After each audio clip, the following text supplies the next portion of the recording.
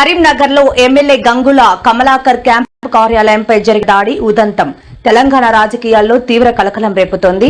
ఈ దాడిలో ఎమ్మెల్యే కౌశిక్ రెడ్డి కారుని కూడా బీజేపీ కార్యకర్తలు ధ్వంసం చేశారు. ఈ ఘటనను బీఆర్ఎస్ అగ్రనేతలు కేటీఆర్, హరీష్ రావు తీవ్ర స్థాయిలో ఖండించారు.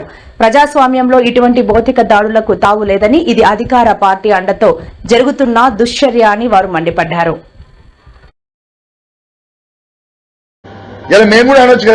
సంజయ్ గారు తంబాకు తినుకుంటూ దాంట్లో డ్రగ్స్ మిక్స్ చేసుకుని తంబాకు తింటే మీకు ఎంటికలా నూసిపోయిన సైడ్ ఎఫెక్ట్ కి గుండె అందుకే అయినరని నేను కూడా అనుకుంటున్నాను. మరి మీకు కూడా డ్రగ్స్ టెస్ట్ చేయాలి. ఇలా అలుగునూరు చౌరస్తాలో ఈ ఫార్చునర్ వెహికల్ యూపీ బండి యూపీ 16 BC 2900 ఈ ఫార్చునర్ ఒక ప్రముఖ న్యాయవాది హైకోర్టులో పనిచేసే న్యాయవాది ఖాళీద్ అనే న్యాయవాదిని 5వ తారీఖున సాయంత్రము 6 నుంచి 7 గంటల మధ్యలో అలుగునూరు చౌరస్తాలో 4 దుండగులు యూపీ బండిలో వచ్చి వెపన్ను పెట్టి ఆ న్యాయవాదిని హత్య చేసే ప్రయత్నం చేసిండ్రు.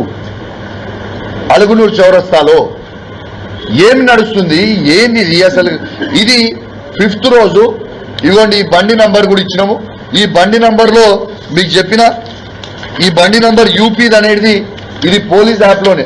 ఆ రోజు ఈ హైకోర్టు న్యాయవాది ఖాళీద్ అనే హైకోర్టు న్యాయవాది ఈయన పోయి పిటిషన్ ఇస్తే ఈ బండి నంబర్ డీటెయిల్స్ తీసుకొని తీస్తే యూపీకి సంబంధించిన బండి ఎటు పోతుంది లా అండ్ ఆర్డర్ అని మేము అడుగుతా ఉన్నాము. ఇదిగోండి, ఇదే రిసీవ్డ్ కాపీ, ఇదే ఆ రోజు పోలీస్ స్టేషన్లో ఇచ్చిన రిసీవ్డ్ కాపీ.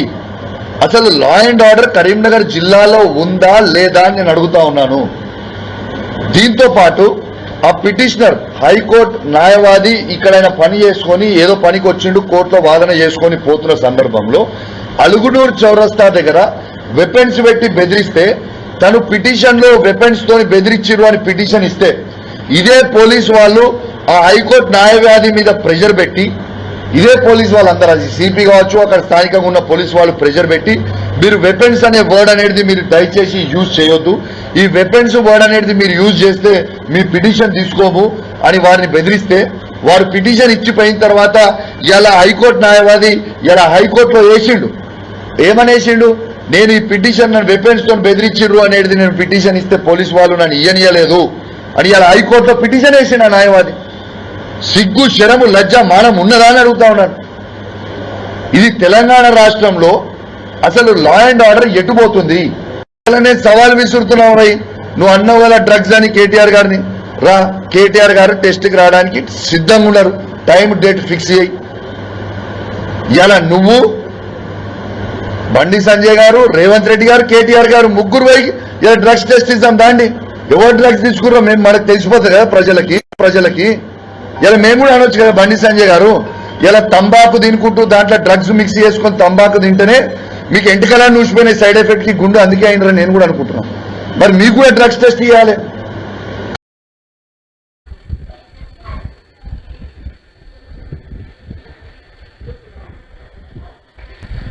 వడ్ల కుప్పల వద్ద రైతుల గుండెలో ఆగిపోతున్న ముఖ్యమంత్రి రేవంత్ రెడ్డికి కనీసం కనికరం లేదని BRS senior MLA Harish Rao మండిపడ్డారు. కేసీఆర్ హయాంలో ఇలాంటి పరిస్థితిని తెలంగాణలో ఎప్పుడూ చూడలేదని తెలిపారు. యాదాద్రి భువనగిరి జిల్లా చోటప్పల్ వ్యవసాయ మార్కెట్లో ధాన్యం కొనుగోలు కేంద్రాన్ని హరీష్ రావు సందర్శించారు. ఈ సందర్భంగా మాట్లాడుతూ నెల రోజులుగా వడ్లను కొనుగోలు చేయటం లేదని విమర్శించారు.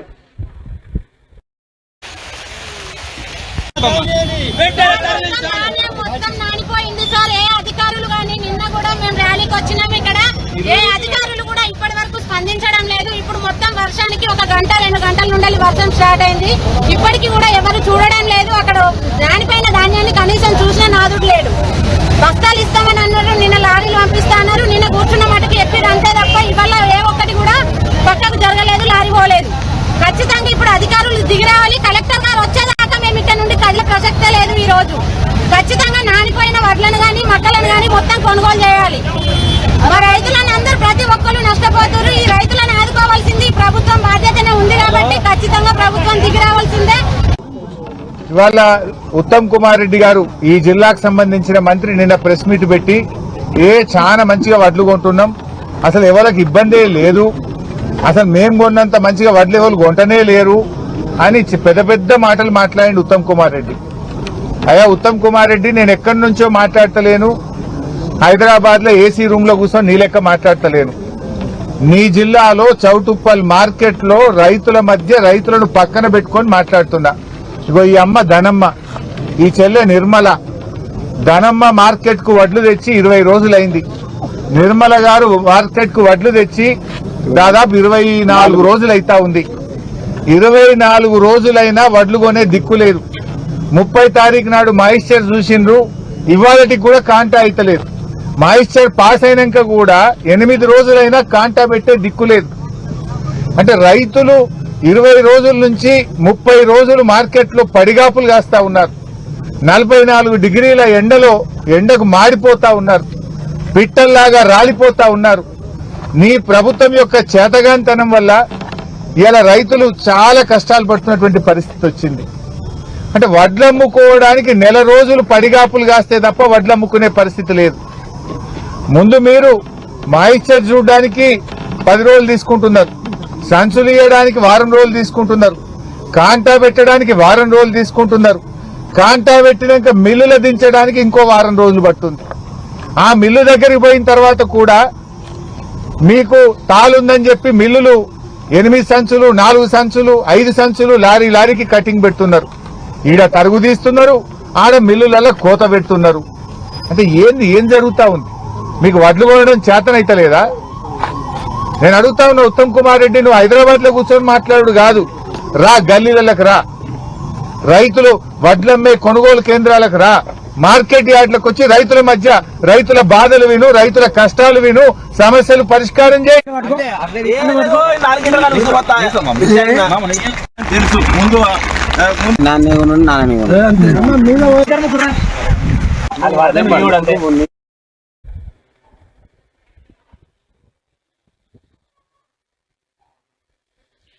తెలంగాణ ముఖ్యమంత్రి రేవంత్ రెడ్డి కాన్వాయ్ శంషాబాద్ విమానాశ్రయం నుంచి జూబ్లీ హిల్స్ లోని ఆయన నివాసం వరకు సాధారణ ట్రాఫిక్ లోనే ప్రయాణించింది. ఆయన కాన్వాయ్ కోసం ఎక్కడా ట్రాఫిక్ ను నిలిపివేయలేదు. తన కాన్వాయ్ కోసం సామాన్యులను ఇబ్బంది పెట్టవద్దని, వాహనాలను ఆపవద్దని ముఖ్యమంత్రి రేవంత్ రెడ్డి డీజీపీకి ఆదేశాలు జారీ చేసిన విషయం తెలిసిందే. ఈ క్రమంలో ఆయన కాన్వాయ్ సాధారణ ట్రాఫిక్ లో ప్రయాణించింది. విమానాశ్రయం నుంచి తన నివాసం వరకు సాధారణ ట్రాఫిక్ లోనే వెళ్లడం గమనార్హం.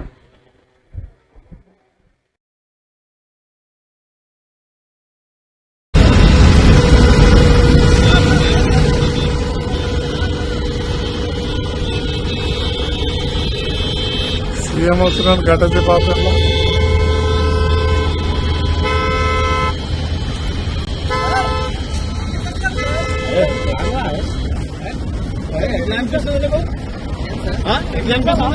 సార్ 10 minutes పైన అయింది సార్. ఆగాలే ఎవరి కోసం? ఏంటి సార్ ఆగాలి? ఆగాలంటే ఆగాలే మళ్ళీ.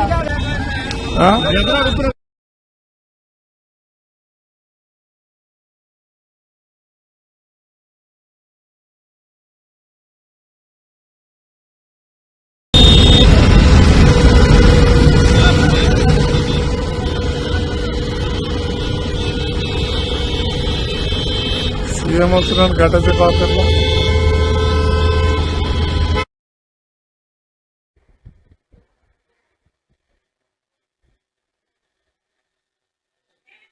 కృష్ణా జిల్లా మచిలీపట్నంలో గత ప్రభుత్వం జగనన్న హౌసింగ్ కాలనీకి కేటాయించిన స్టీల్ ను హౌసింగ్ శాఖ అధికారులు తీసుకువెళ్లారని, తాము అధికారంలోకి వచ్చిన తర్వాత జైలుకు పంపుతామని మాజీ మంత్రి పెర్ని నాని హెచ్చరించిన విషయం తెలిసిందే. అయితే తాజాగా కూడా హౌసింగ్ అధికారులను పెర్ని నాని హెచ్చరించారు. తాను అధికారులను బెదిరించారని అధికార పార్టీ నేతలు అంటున్న నేపథ్యంలో ఆయన స్పందించారు. తానెవరిని బెదిరించలేదని చెప్పారు. కానీ తప్పు చేసిన అధికారులు జైలుకు వెళ్లక తప్పదని మళ్లీ వార్నింగ్ ఇచ్చారు. నీ సొంతాన్ని కూడా వదలలేదు, నీ రక్తాన్ని కూడా వదలకుండా మోసం చేసి తీసుకున్నావు. దాంట్లో కాంప్లెక్స్ కడుతున్నావు. దానికి ప్లాన్ ఉందా అని అడుగుతున్నాను. చేపల మార్కెట్ ఆనుకున్నటువంటి కొల్లూరు రవీంద్ర కడుతున్నటువంటి ఆకాశాన్ని మబ్బులు తాకెళ్తా ఉంటాయి. అది పూర్తయితే అంత బిల్డింగ్ కడుతుంటే 2000 చిల్లర గజాల్లో అంత బిల్డింగ్ కడుతుంటే దానికి ప్లాన్ ఉందా అని అడుగుతున్నాను. నేను కమిషనర్ అడిగా ఇవన్నీ బాపిరాజు గారు సిగ్గు లేదా నీకు? అసలు సిగ్గు శరం లేదా నీకు? బాపిరాజు ఎవడ మోచేతి తీగిన నీళ్లు తాగుతున్నావా? నువ్వు గవర్నమెంట్ దగ్గర జనం సొమ్ము జీతం తీసుకు బతుకుతున్నావు, అవి కొడతాకి నీకు లేదా? మీకు తెలుసుగా సార్, మీకు తెలుసుగా సార్, మా మంత్రి గారు ఇగో హర్ట్ సార్, నేనేం చేయలేను సార్, ఏం చేయలేను సార్ అని. నేనేమి అబద్ధం అట్లా టైమింగ్ చూపిస్తాను, నా దగ్గర కాల్ రికార్డింగ్ చేసి అలవాట్లేదు, ఉంటే రికార్డింగ్ కూడా వినిపించేవాడిని. నేను కొల్రేంద్ర అడుగుతున్నా, దేవుడు మనకి సిగ్గు తీసేశాడా? పూర్తిగా సిగ్గు తీసేశాడా మనకంటున్నా? బ్యాండీ షాపుల్లో, రాష్ట్ర వ్యాప్తంగా ఉన్నటువంటి బ్యాండీ షాపుల్లో చీపు లెక్కర్ 99 రూపాయలు చేస్తా, అంటే 99 రూపాయలు చేస్తా. దాన్ని ఏమన్నారంటే ఎఫోర్డబుల్ ఆల్కహాల్, ఎఫోర్డబుల్ లిక్కర్ అంటే దాని పేరు పెట్టాడు కొల్రేంద్ర.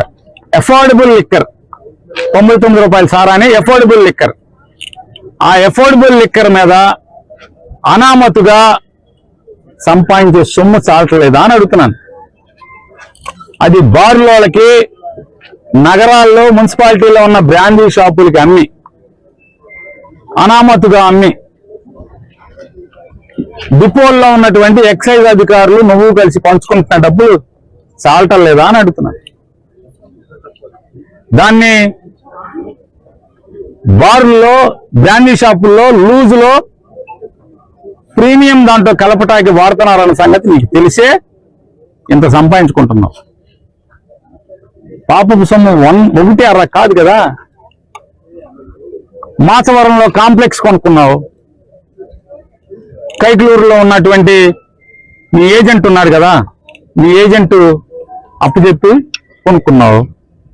హైదరాబాద్లో విల్లా కొనుక్కున్నావు, బెజవాడలో కొనుక్కున్నావు, ఇల్లు కొనుక్కున్నావు, బందరకోటలో కడుతున్నావు, మీ అత్తగారికి కడుతున్నావు పాతింటి పడేసి. మీ అత్తగారి ఇంటి ఎదురుకుండా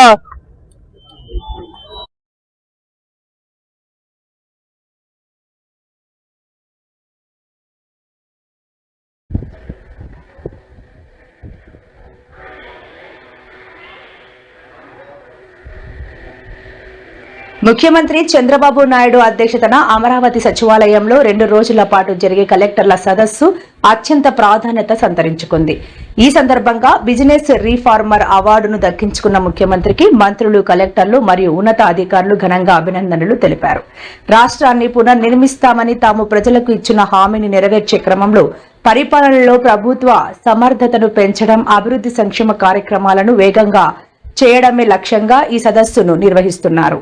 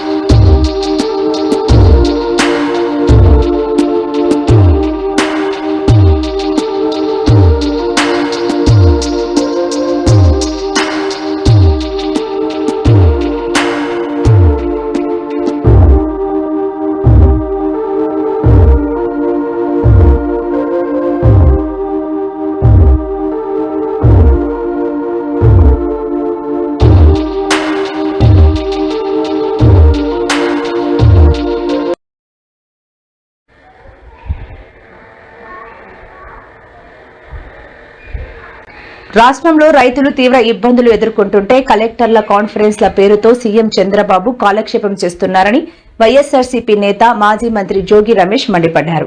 2 ఏళ్ల కూటమి ప్రభుత్వంలో చంద్రబాబు వరుసగా కలెక్టర్ల సమావేశాలు నిర్వహిస్తూ ఊకదంపుడు ఉపన్యాసాలు ఇస్తున్నారని, ప్రజలకు ఉపయోగపడే నిర్ణయాలు మాత్రం తీసుకోవడం లేదని ఆక్షేపించారు. రైతులు ధాన్యం కొనుగోలు చేయాలని వేడుకుంటున్నా ప్రభుత్వం మాత్రం స్పందించకపోవడం దారుణమని ఆగ్రహం వ్యక్తం చేశారు.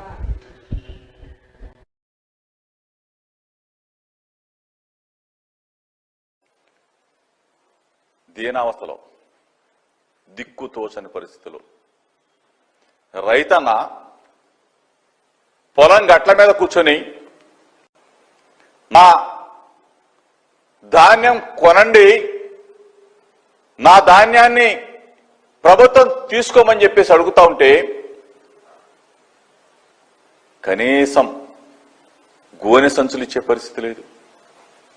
గోనె సంచులు ఇస్తే ట్రాన్స్పోర్ట్ చేసే పరిస్థితి లేదు.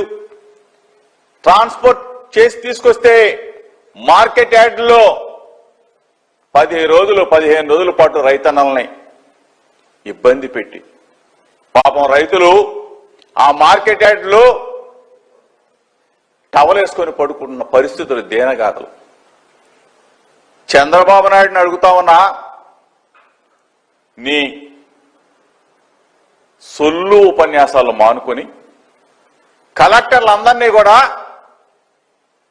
ఆ జిల్లాల్లో రైతాంగం పడుతున్న బాధల్ని, వ్యధల్ని, కష్టాలని, కన్నీళ్ళని చూడమని చెప్పి కోరుతా ఉన్నా. వాళ్ళ కష్టాలు తీర్చండి అయ్యా, వాళ్ళ బాధలు వినండి అయ్యా. చెప్పమంటే సొల్లు కబుర్లు చెప్తారు, ఉపన్యాసాలు చెప్తారు. ఎంఎస్పి ప్రైజ్ ఇవ్వండి, కల్లాల్లో ధాన్యాన్ని కొనండి, రోడ్ల మీద ఉన్న ధాన్యాన్ని కొనండి, మార్కెట్లో ఉన్న ధాన్యాన్ని తీసుకొని వెనువెంటనే డబ్బులు చెల్లించమని అడుగుతా ఉన్నాం. ఆ పరిస్థితి అన్ని గాలికి వదిలేసేశారు. ముఖ్యమంత్రి ఏమో కలెక్టర్ కాన్ఫరెన్స్, వ్యవసాయ మంత్రి ఏమో ఎక్కడున్నాడో తెలియదు, 8 మంది మంత్రులేమో సింగపూర్ పోతారు. ఇక్కడ రైతులు ఎవరు పట్టించుకుంటారు? ఇక్కడ రైతన్నాల బాధలు ఎవరుంటారు? ధాన్యం ఎవరు కొనుగోలు చేస్తారు? మొక్కజొన్న ఎవరు కొంటారు?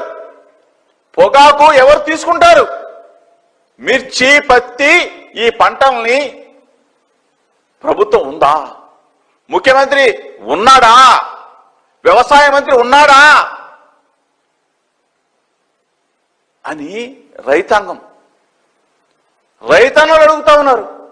ప్రతి ఒక్కళ్ళు కూడా రైతుని రారాజుని చేసిన ప్రభుత్వం మాది. ఈరోజు రైతన్నని కన్నీళ్లు పెట్టిస్తున్న ప్రభుత్వం మీది చంద్రబాబు నాయుడు.